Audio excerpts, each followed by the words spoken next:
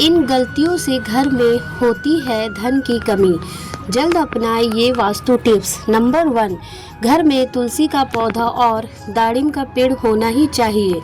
ये दोनों धन को बहुत शुभकारी होते हैं। तुलसी माता जगदम्बा का स्वरूप है। जब भी तुलसी सूख जाए, सावधान रहे, ये आपदा और धन के नाश का प्रतीक है। नंबर 2, अगर किसी भूखंड में ईशान कोण कट जाता है तो हरगिज ना खरीदे। ऐसे घर में रहने दरिद्रता भोगते हैं। उसी प्रकार अगर ईशान में स्थित शौचालय भी गरीबी और रोग को आमंत्रित करता है। नंबर 3, घर के उत्तर दिशा में रखा गया मछली कुंड सुख और संपत्ति को आमंत्रित करता है।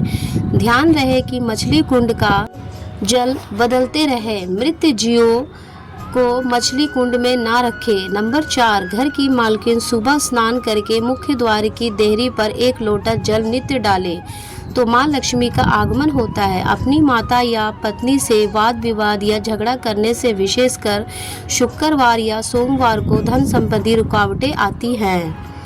नंबर 5, प्रत्येक अमावस्या को घर का सारा फालतू सामान बेच दे या बाहर निकाल दे। इससे घर में सुख शांति रहती है और आर्थिक रूप से सक्षम बनते हैं। अमावस्या को कोई नया वस्तु या कपड़े खरीदने से बचना चाहिए। नंबर 6, शाम के समय कोई मेहमान या सुहागिन स्त्री आती है तो उसका सम्मान करके जलपान करावे या माँ लक्ष्मी के आने का संकेत है। नंबर 7, यदि गृह के आग्नेय कोण में पानी की मटकी या जल संचय की व्यवस्था गलती से हो गई हो तो उस दोष को कम करने के लिए उस स्थान के ऊपर एक लाल बल्ब 24 घंटे जला रहने दे। इस दोष के कारण खर्चे बहुत बढ़ जाते हैं। नंबर 8, एक नियम का पालन करें। प्रतिदिन घर के मंदिर में दीपक जलाएं। घर की प्रथम रोटी गाय को एवं अंतिम रोटी कुत्ते को देवे। इन बेजुबान जानवरों को रोटी देने पर भाग्य के दरवाजे खुल जाते हैं। नंबर 9, पीपल को विष्णु का अवतार कहा जाता है। प्रतिदिन पीपल को जल चढ़ाने से लक्ष्मी जी की प्रसन्नता प्राप्त होती है। अगर घर में पीपल हो तो कभी भी उसे नहीं कटवावे। इससे माता लक्ष्मी और विष्णु की अप्रसन्नता प्राप्त होती है। नंबर 10, कभी भी घर में 2 बार झाड़ू पोछा ना करें। एक बार के झाड़ू पोछा से नकारात्मक ऊर्जा समाप्त होती है तो दूसरी बार करने से सकारात्मक ऊर्जा समाप्त हो जाती है और देवी देवताओं का पालन हो जाता है।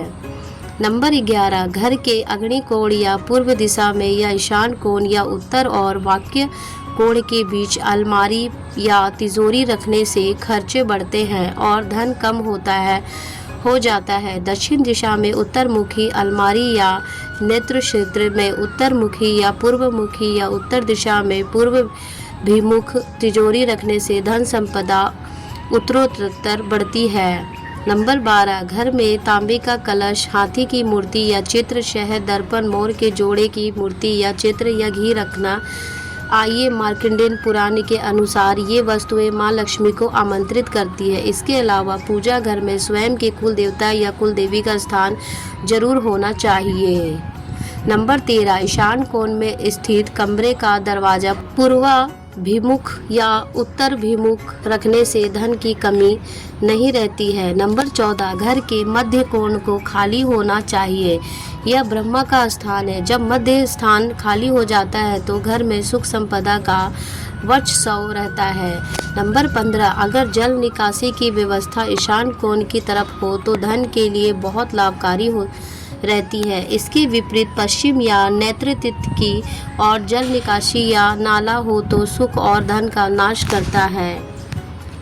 नंबर 16, जब पूर्व में स्नान घर हो और वायव्य में दक्षिण दिशा में शौचालय हो तो धन प्राप्ति में बाधक नहीं बनता है। अन्य दिशाओं या कोण में प्रगति में बाधक बन जाता है। नंबर 17, ईशान यानी उत्तर पूर्व में जल संचय की व्यवस्था जैसे बोरिंग, कुआं, टैंक धन को बढ़ाने में बहुत सहायक होती है। जल पंच तत्वों में एक महत्वपूर्ण तत्व है।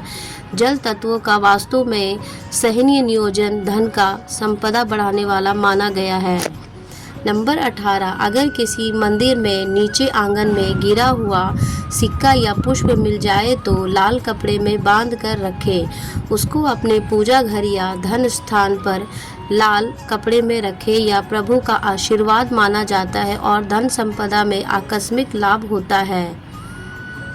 नंबर 19, वास्तु वेद मुख्य द्वार वेद से मुख्य द्वार या वास्तु के सामने खंभा, दीवार या पेड़ या सीढ़ियां होने से वेद होता है। ये सकारात्मक ऊर्जा को रोकता है और धन और प्रगति में बाधक बनता है। नंबर 20, आग्नेय कोण में रसोई, ईशान में पूजा घर और नेत्र सूत्र में कोण में मास्टर बेडरूम बहुत ही शुभकारी होता है। सुख संपदा और धन की उत्तरोत्तर प्रगति होती है। अगर जानकारी अच्छी लगी ये वीडियो को लाइक एंड शेयर करें और चैनल को सब्सक्राइब कर लें। तो दोस्तों फिर मिलेंगे हम नेक्स्ट वीडियो में नेक्स्ट टॉपिक के साथ। तब तक के लिए धन्यवाद।